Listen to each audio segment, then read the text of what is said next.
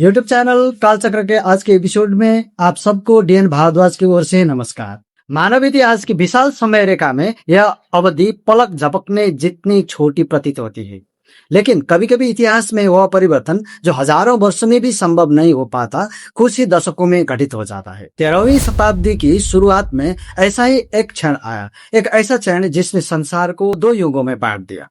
मंगोलों के आने से पहले का युग और मंगोलों के आने के बाद का युग। यूरेशिया के अथाह घास के मैदानों से धूल का एक विशाल बादल उठ रहा था। हजारों घोड़ों की टापों से धरती कांप रही थी। वह केवल किसी सेना का विजय अभियान नहीं था, वो एक युग का अंत और दूसरे युग की शुरुआत थी। विशाल भूभागों में फैले शक्तिशाली साम्राज्य जो स्वयं को अवैध समझते थे, एक एक करके ढहने लगे। हजारों वर्षों में निर्मित किले, सीमाएं, राजवंश और युद्ध के पुराने नियम मंगोल घोड़ों की टापों के साथ बिखरने लगे। यह केवल विजयों की कहानी नहीं थी, यह वह क्षण था जब मानव सभ्यता की युद्ध को देखने की दृष्टि ही बदल गई। सबसे पहला प्रहार उत्तरी चीन पर हुआ। उस समय उत्तरी चीन पर शासन करने वाला जिन राजवंश पूर्वी एशिया के सबसे शक्तिशाली साम्राज्यों में से एक था। करोड़ों की जनसंख्या, विशाल प्रशासन, हजारों किले और लाखों सैनिकों वाला यह साम्राज्य लगभग अजेय माना जाता था। चीन की महान दीवार ने सदियों तक यह विश्वास दिलाया था कि उत्तर से आने वाली घुड़सवार जातियों को हमेशा रोका जा सकता है। लेकिन चंगेज खान एक सत्य समझ चुके थे, किले को ढहाने से पहले मनुष्य की सोच को ढहाना पड़ता है। मंगोलों के पास संसाधन कम थे, लेकिन उनके पास अद्भुत गति, गहरा गुप्तचर तंत्र और युद्ध भूमि में पल भर में बदल जाने वाली रणनीतियां थी। जिन सेना बार बार अपनी संख्या की शक्ति दिखाती रही, मंगोल बार बार अपनी बुद्धिमत्ता साबित करते रहे। अंततः सन 1215 में जोंगडू, आज का बेइजिंग, मंगोलों के नियंत्रण में आ गया। उत्तरी चीन का विशाल भूभाग मंगोलों के अधीन हो गया और जीन राजवंश का अंत अब केवल समय की बात रह गया। इसके बाद चंगेज खान की दृष्टि पश्चिम सिया, वेस्टर्न सिया राज्य की ओर मुड़ी। यह केवल एक और विजय नहीं थी, यही उनका अंतिम सैन्य अभियान सिद्ध हुआ। मंगोल सेना ने पश्चिमी सिया राज्य को पूरी तरह नष्ट कर दिया। पश्चिमी सिया राज्य इतिहास से ही मिट गया। आज दुनिया के अधिकांश लोगों को उस राज्य का नाम तक ज्ञात नहीं है। इतिहास में कभी कभी पराजय केवल शासन का अंत नहीं होती, वह पूरी सभ्यता और उसकी स्मृति का भी अंत बन जाती है। लेकिन चंगेज खान की महत्वाकांक्षा केवल चीन तक सीमित नहीं थी, उनकी दृष्टि क्षितिज से बहुत आगे तक पहुंच चुकी थी। गोबी मरुस्थल की निर्दयी रेत, अल्ताई पर्वतों के दुर्गम दर्रे, तियान शान की हिमाच्छादित चोटियां, जहां अनेक सेनाएं प्रकृति के सामने हार मान चुकी थी, वहीं से मंगोल आगे बढ़ते गए। हर अभियान के साथ वो नए भूगोल, नई संस्कृतियों और नए साम्राज्य से टकराते गए। इसके बाद उन्होंने मध्य एशिया के केंद्र ख्वारेज़मियन साम्राज्य में प्रवेश किया। यह केवल एक राज्य नहीं था, यह रेशम मार्ग, सिल्क रोड की धड़कन था। कैस्पियन सागर से सिंधु नदी तक फैला विशाल साम्राज्य। बुखारा, समरकंद, उर्गेच, मर्व, निशापुर, बल्ख, मस्जिदों, मदरसों, पुस्तकालयों, बदशालाओं और बाजारों से सजे ये नगर इस्लामी स्वर्ण युग के उज्जवल केंद्र थे। युद्ध की शुरुआत चंगेज खान ने नहीं की थी। उन्होंने पहले व्यापार का प्रस्ताव भेजा था, व्यापारियों का कारवां, कूटनीतिक संबंधों का संदेश। लेकिन ओत्रार के राज्यपाल ने उन्हें जासूस बताकर मंगोल व्यापारियों की हत्या कर दी। चंगेज खान ने फिर दूत भेजे, लेकिन उनके दूतों की दाढ़ियां काट दी गई, कुछ की हत्या कर दी गई। यूरेशियाई घास भूमि की संस्कृति में दूत पर हमला केवल अपमान नहीं था, वो युद्ध की औपचारिक घोषणा थी। और फिर इतिहास ने अपना सबसे भयावह अध्याय लिखना शुरू कर दिया। मंगोल सेना ने ख्वारेज़मियन साम्राज्य पर एक साथ अनेक दिशाओं से आक्रमण किया। जहां शत्रु मरुस्थल देखता था, वहां मंगोलों को रास्ता दिखाई देता था। जहां दूसरे लोग पर्वत देखते थे, वहां वो अवसर खोज लेते थे।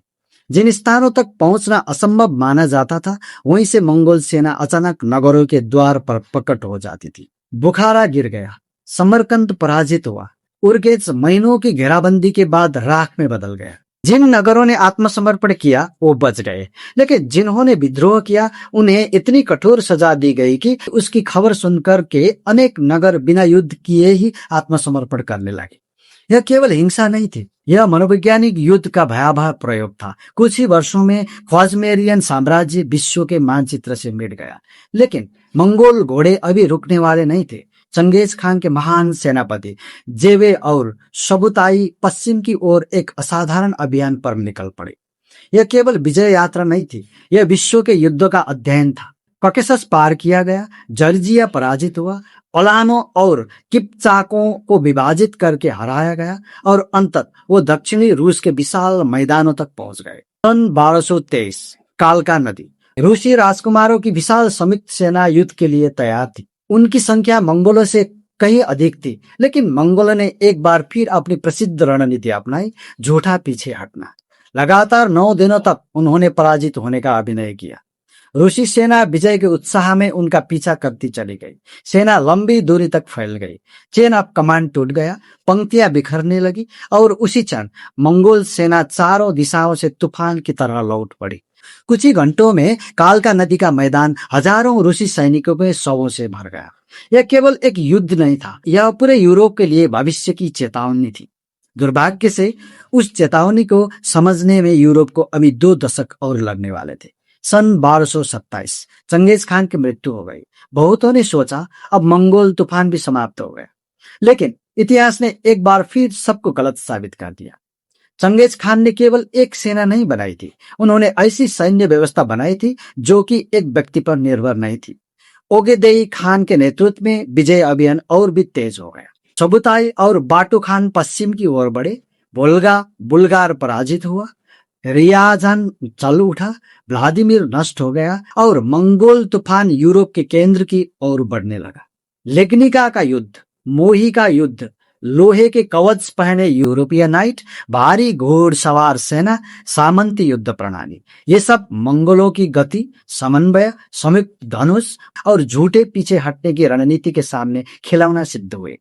यूरोपीय शासक पहली बार ऐसे युद्ध से लड़ रहे थे जिसने युद्ध शुरू होने से पहले ही उनकी चालों का अनुमान लगा लिया था।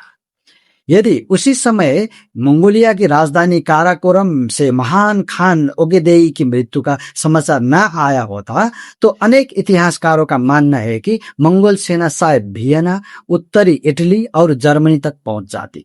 संभवतः पूरे यूरोप में अभूतपूर्व विनाश होता, पश्चिमी सभ्यता का स्वरूप ही बदल जाता।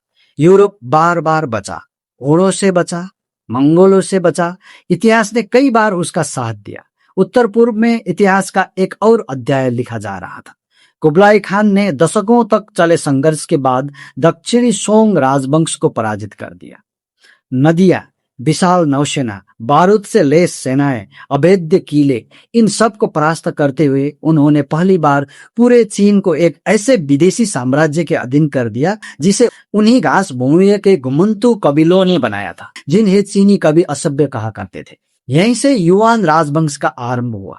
पश्चिम में इलखानत, उत्तर में गोल्डन होर्ड, मध्य एशिया में चगताई खानत, कुछ ही दशकों में प्रशांत महासागर से लेकर डेन्यूब नदी तक फैला इतिहास का सबसे बड़ा सतत स्थलीय साम्राज्य अस्तित्व में आ चुका था।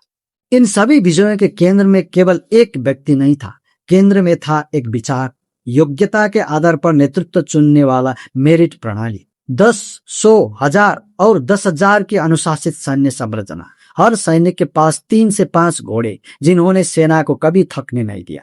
प्रतिदिन सैकड़ों किलोमीटर पार करने वाली अद्भुत गति। याम संचार प्रणाली जो हजारों किलोमीटर दूर तक आदेश कुछ ही दिनों में पहुंचा देती थी।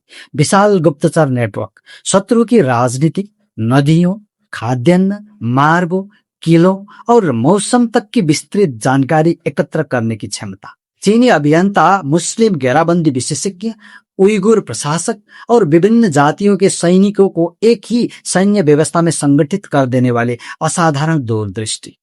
इसी कारण मंगोल सेना केवल मैदानों में ही नहीं बल्कि मरुस्थलों, हिमालयी दर्रों, नदियों, घने नगरों और अभेद्य किलों में भी विजयी हुई।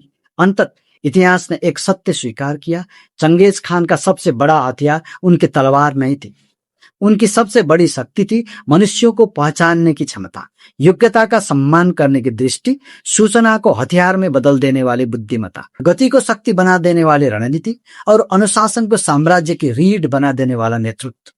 इसीलिए 13वीं शताब्दी में मंगोल घोड़ों की टाप केवल एशिया के घास के मैदानों, मध्य एशिया के मरुस्थलों, कॉकेसस के पर्वतों या यूरोप की घाटियों में ही नहीं गूंजी। उसकी प्रतिध्वनि आज भी दुनिया की सैन्य एकेडमी, रणनीतिक अध्ययन, नेतृत्व सिद्धांतों और इतिहास के प्रत्येक गंभीर पृष्ठ पर उतनी ही स्पष्ट सुनाई देती है।